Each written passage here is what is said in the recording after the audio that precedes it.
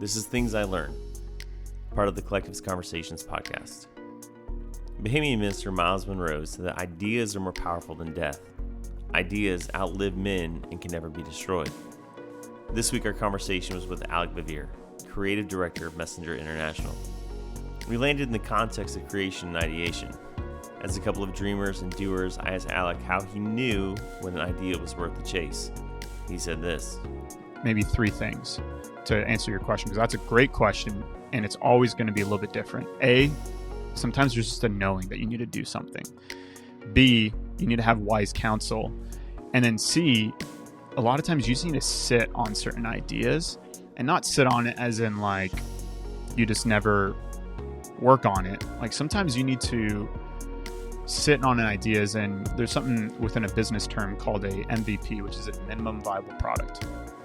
That's what an MVP stands for within the business world. And so what that means is you actually make the simplest version of your product.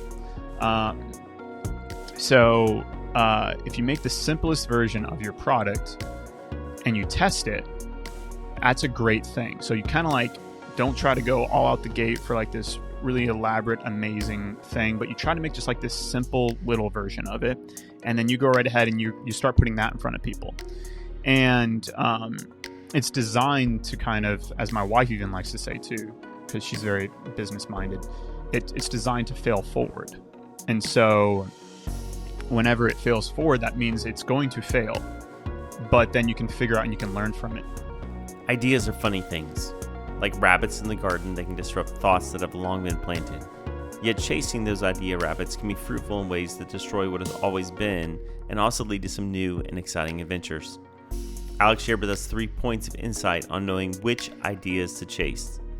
His last resonated with the impatient person inside of me. Even in ideation, patience is a virtue. As a person who wants to rush the process and forego the patience, there are moments in time that even a God idea has to take place in God's timing. Yet patience does not come without persisting. In the process of waiting, there's always a process of testing the idea, determining its worth and its fruitfulness.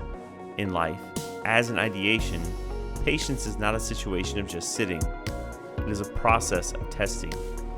It is a season of seeing if what you're walking through leads to a viable outcome. Patience is a virtue, one that teaches us both to rest and work to achieve an outcome. And that's what I learned today.